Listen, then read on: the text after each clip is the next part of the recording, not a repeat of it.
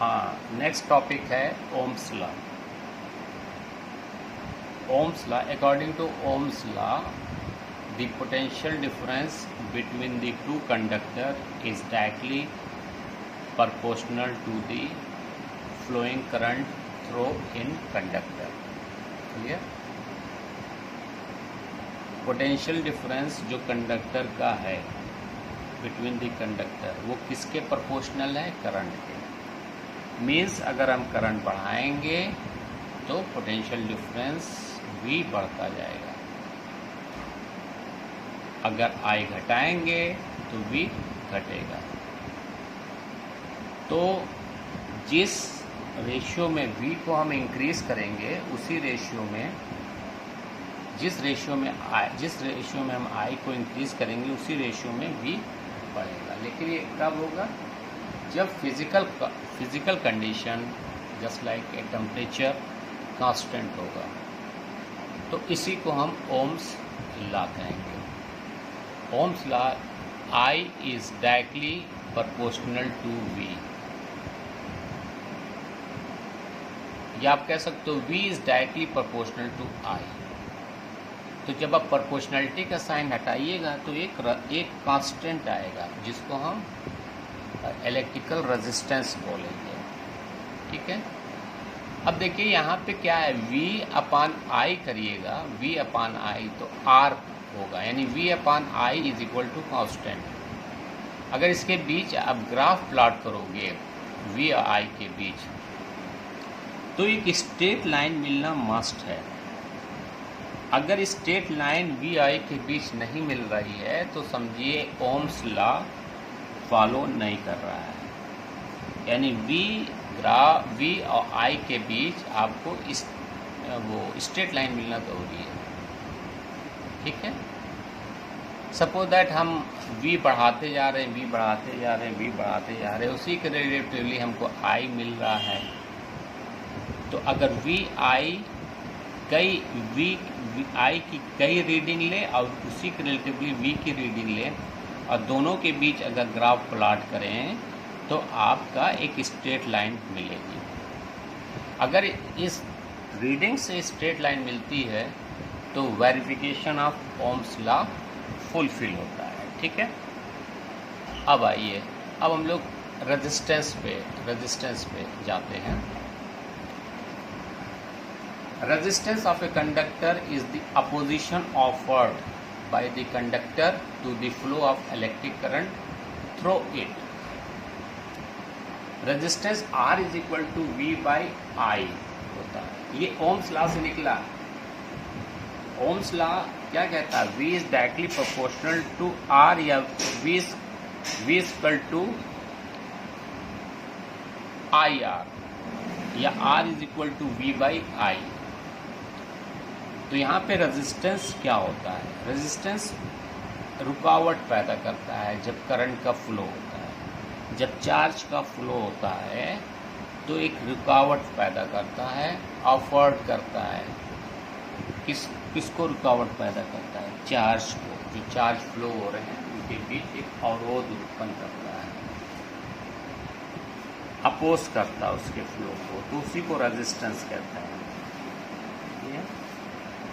Resistance depend करता है nature of material of the conductor के ऊपर।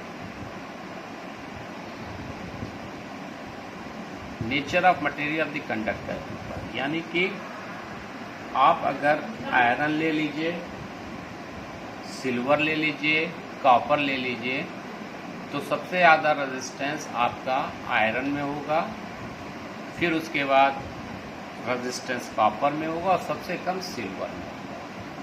तो रेजिस्टेंस डिपेंड करता है nature of material of the wire के ऊपर। सेकंड, रेजिस्टेंस डिपेंड्स करता है लेंथ के ऊपर। जितनी ज़्यादा लेंथ होगी उतना ज़्यादा रेजिस्टेंस आपको मिलेगा। और थर्डली, रेजिस्टेंस डिपेंड करता है cross sectional area of the wire के ऊपर, यानी जितना मोटा वायर लोगे उतना कम रेजिस्टेंस मिलेगा, और जितना पतला वायर लोगे उतना ज़्यादा रेजिस्टेंस मिलेगा। इसका रीज़न ये है कि जब मोटा वायर लीजिएगा तो उसमें चार्ज के फ्लो के लिए ज़्यादा स्पेस मिल जाएगा, और ज़्यादा स्पेस मिलने की वजह से उसका रेजिस्टेंस कम होगा, और इस बेसिस पे ईजली वे में इलेक्ट्रॉन का फ्लो या चार्ज का फ्लो हो जाएगा। इसी रीज़न से जो मोटा वायर होता है, जो थिक वायर होता है, उसका रेजिस्टेंस कम होता है, और थिन वायर का रेजिस्टेंस ज़्यादा होगा, क्योंकि उसमें स्पेस नहीं मिलेगा चार्ज के फ्लो के लिए। ठीक है, अब यहाँ पे अब देखिए, ये आपका resistance in terms of physical feature of the conductor. देखिए, I is equal to NeAVD होता है, इसको मैं प्रूव कराऊंगा। अभी फ़िलहाल ये समझ लीजिए, जो हम कह रहे हैं ये होता ही होता है, इस सबको मैं अभी प्रूफ कराऊंगा नेक्स्ट लेक्चर में। I is equal to NeAVD, तो I is equal to NeA, VD की वैल्यू पीछे से हम ये इसको लिख लेंगे, तो I की वैल्यू ये हो जाएगी, और V अपान I रखेंगे तो ये मिलेगा, और V अपान I को ही हम रेजिस्टेंस बोलेंगे, और ये V up R is equal to क्या होगा, MINE स्क्वायर TA, ये होता है। तो ये ओम्स लॉ का वेरिफिकेशन है। इसको आपको शायद ना समझ में आए, इसको मैं डिटेल कर दूंगा। जिसको मैं कह रहा हूँ डिटेल करूँगा तो उसको मैं डिटेल करूँगा। बाकी जो पीछे मैंने पढ़ाया है वो आप 10th क्लास में पढ़ चुके हो, इसीलिए थोड़ा सा हम आगे बढ़ रहे हैं। यहाँ पे देखिए R is equal to rho R is equal to rho L by A है।